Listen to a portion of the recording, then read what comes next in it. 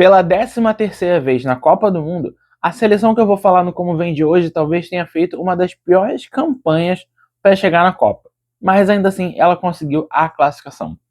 Ainda nesse momento final já de seleções que se classificaram via repescagem ou via playoff das eliminatórias europeias, o Como Vem de hoje vai falar sobre a Suécia.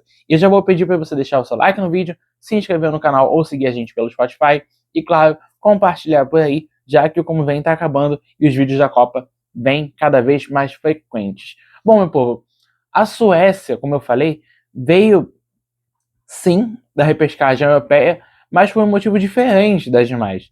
Enquanto as outras seleções, Turquia, Bósnia e Herzegovina e Tchequia, chegaram nessa fase de playoffs porque terminaram a primeira fase na segunda colocação, a Suécia não.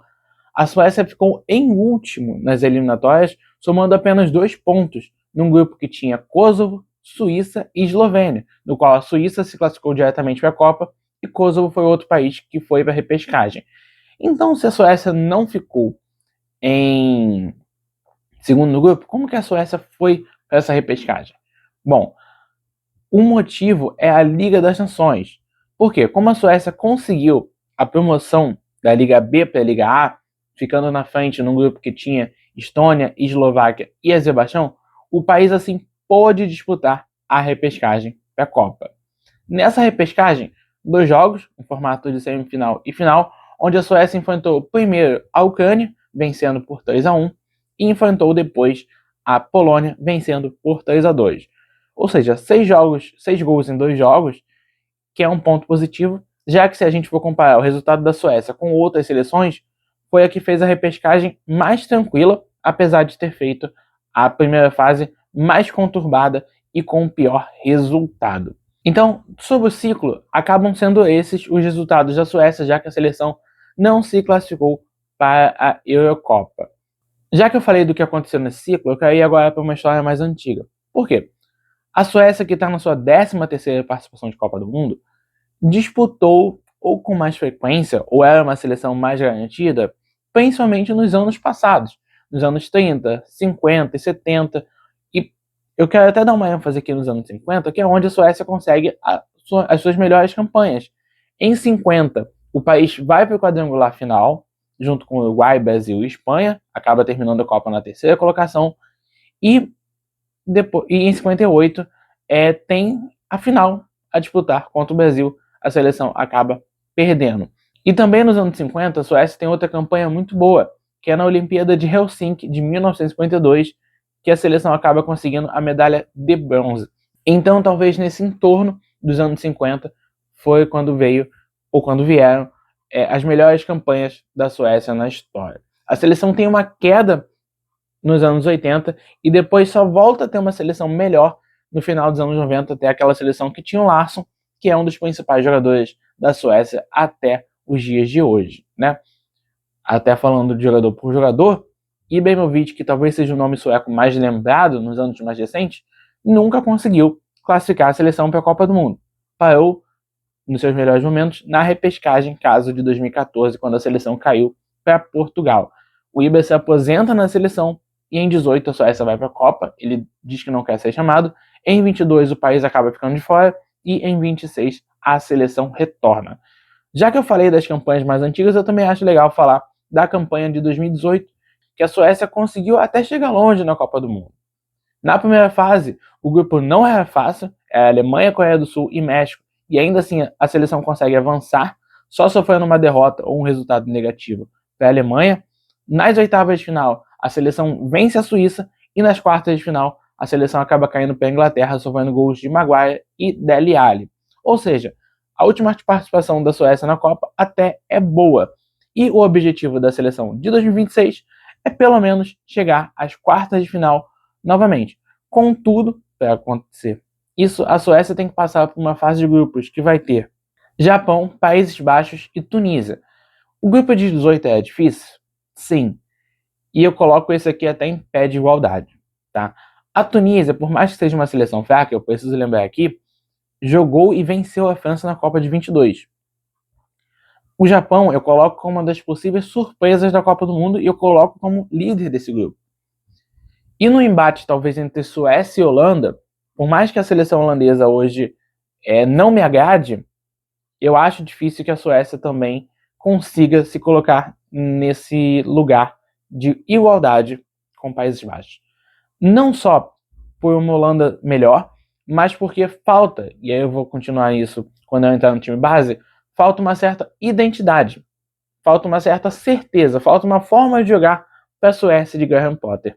Potter, sim, treinador de Brighton, Chelsea, West Ham e está na seleção sueca já há um tempinho. Isso foi muito perceptível nos jogos que a Suécia fez como amistosos nesse momento pré-Copa.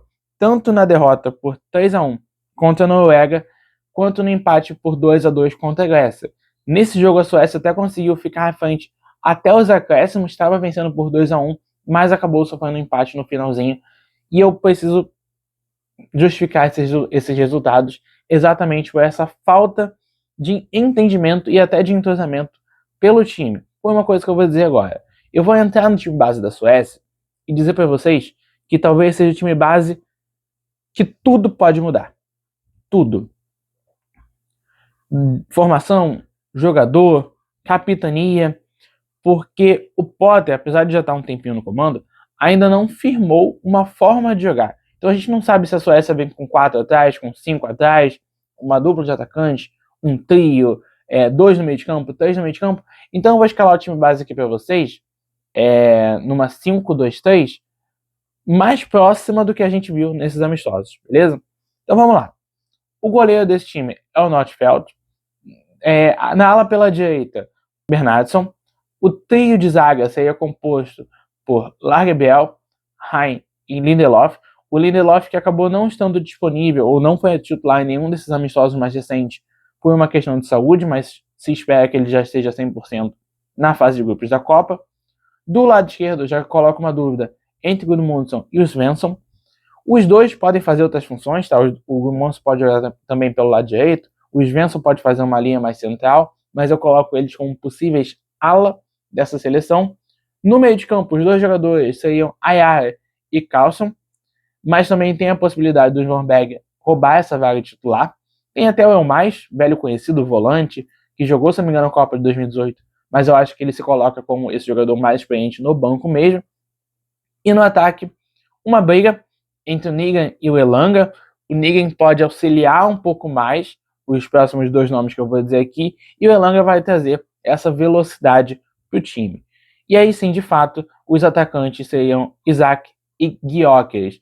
Então é uma 5-2-3 até um pouco difícil de se desenhar. Mas como eu falei para vocês, pode acabar saindo um zagueiro, um meio de campo entrar, pode acabar saindo o Nigan e o Elanga e entrar um meio de campo, e entrar alguém que vai ajudar mais essa dupla de ataque, porque até ela, apesar de ter qualidade, é problemática.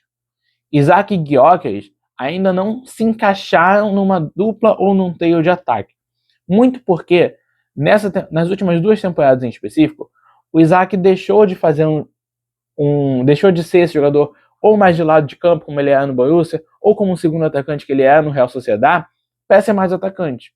Tanto na última temporada do Newcastle, como na primeira do Liverpool, apesar que foi uma primeira temporada do Liverpool horrorosa dele. E o Gyökeres é esse centroavante de fato. Então, ainda será necessário um ajuste para a gente entender se esse time vai ter um 9, na minha cabeça o 9 seria o Gyökeres, ou se esse time vai ter 2 9s. E isso, nesse momento de Copa do Mundo, tudo bem que o Brasil não está tão certo sobre sua escalação, ainda paira uma dúvida de uma 4-2-4, de uma 4-3-3, eu acho que nesse momento de junho de 26, a Suécia já tinha que estar com seus atacantes com o pé na forma e a cabeça mais pronta, já entendendo o que precisa ser feito. Então, bom, meu povo, é isso que eu tenho que falar sobre a Suécia. Não esquece de deixar o seu like nesse vídeo. Quero saber de vocês também o que vocês esperam dessa seleção para a Copa do Mundo. Eu vou ficando por aqui. Fui!